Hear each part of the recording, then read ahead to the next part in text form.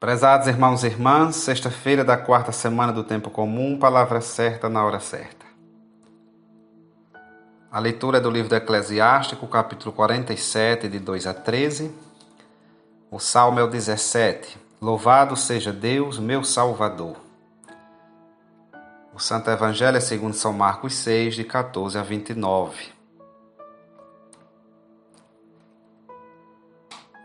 O livro do Eclesiástico, ou de Ben Sirá, é o nome do seu autor, chamado Sirácida.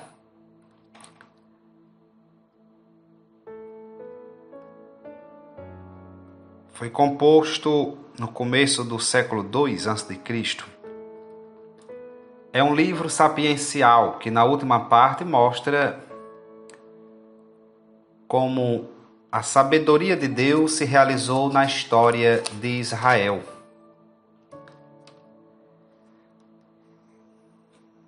Este texto fala do cuidado e predileção com que Davi foi eleito por Deus. Nós vimos isso lá no primeiro livro de Samuel 16, de 4 a 13. A força e a bravura de Davi tornaram-se lendárias. Para ele, os leões eram como cabritos e os ursos como cordeiros. Enfrentou Golias e abateu a arrogância dos filisteus com a sua funda de pastor, retirando a afronta do povo de Israel. Está lá no 1 Samuel 17. A grandeza de Davi constituiu justamente em submeter-se ao Senhor e invocar sua proteção. Foi a fidelidade de Davi, não a sua força de guerreiro, que lhe alcançou o perdão dos pecados, o trono de Israel e a descendência messiânica, fazendo dele o rei ideal.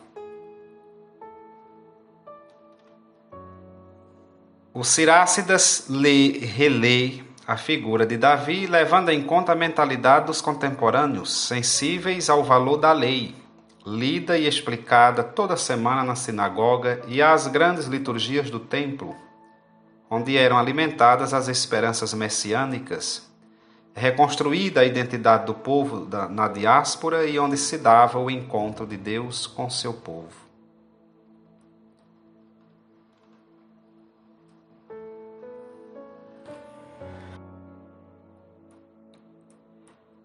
Segundo essas colocações de Ben Sirá, a grandeza de um homem mede-se pela sua coragem e fidelidade à lei do Senhor.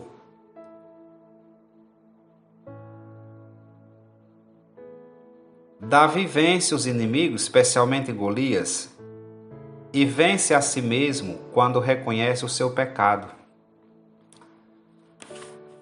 Os santos são justamente estes que reconhecem os seus pecados. Nenhum santo é santo por mérito próprio. É santo pela graça de Deus.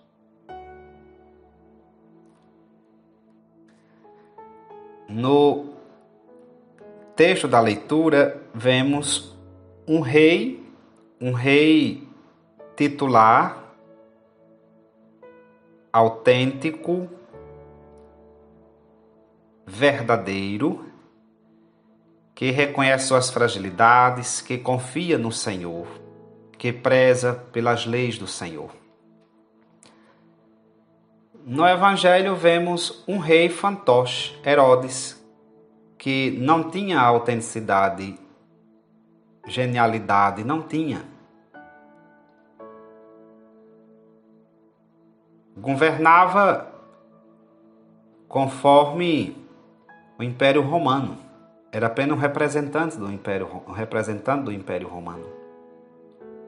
Herodes, que, atormentado pelos remorsos, julga reconhecer em Jesus o profeta que tinha mandado matar. Aqui começa a narrativa do martírio de São João. Prisão, acusação, denúncia corajosa do rei pelo profeta. Uma trama de Herodíades, que usa Salomé, a fraqueza de Herodes, sentença de morte e execução da mesma. Mas o remorso persegue o rei. E o relato aqui termina com um toque de piedade. O corpo do profeta é entregue aos discípulos que lhe dão sepultura.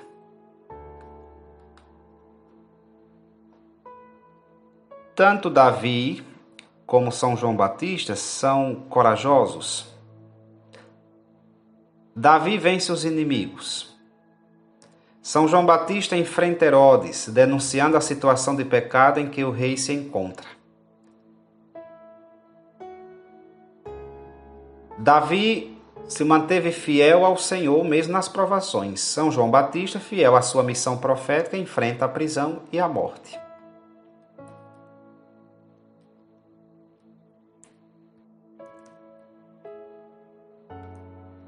Também Jesus reuniu em si a coragem e a piedade. Manifestou a sua coragem, não matando os outros, como Davi, mas deixando-se matar, como São João Batista. Assim se tornou o Cordeiro de Deus.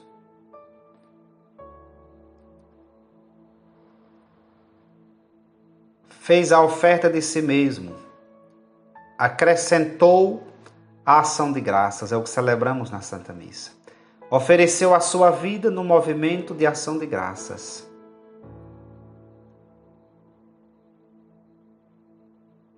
É que a morte sacrificial e a glorificação de Deus estão de tal modo unidas que não se distinguem.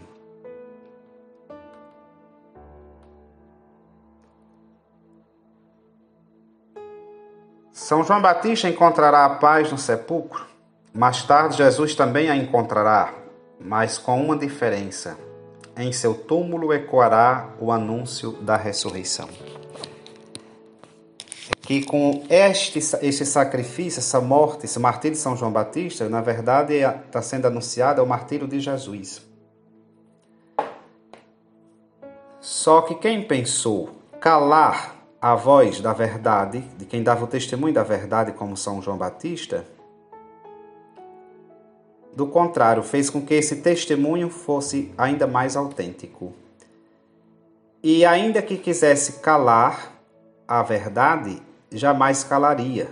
Tentou apagar a voz. E é o que muitos fazem hoje. Querem cortar tantas cabeças. Cabeças que pensam como Deus, que falam o que Deus quer que seja ouvido.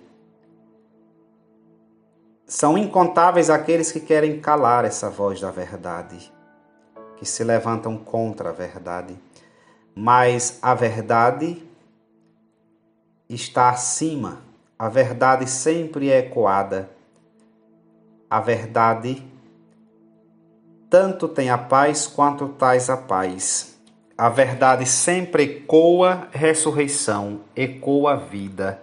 A verdade sempre está em defesa da vida, ao lado da vida e trazendo a vida. É perigoso quando muitos ainda hoje emitem várias opiniões sobre Jesus. Mas a fé não é opinião. É um dom frágil e pesado. Frágil porque é preciso pouco para sufocá-la. E pesado porque implica uma mudança radical dos critérios e de toda a nossa vida. Crer tem consequências que não podemos ignorar. E só podemos responder ao dom da fé com o dom de nós mesmos, até o ponto que a nossa fidelidade a Deus e a missão que nos confia exigirem. Que São João de Brito, Marte, rogue a Deus por nós. Louvado seja nosso Senhor Jesus Cristo, para sempre seja louvado.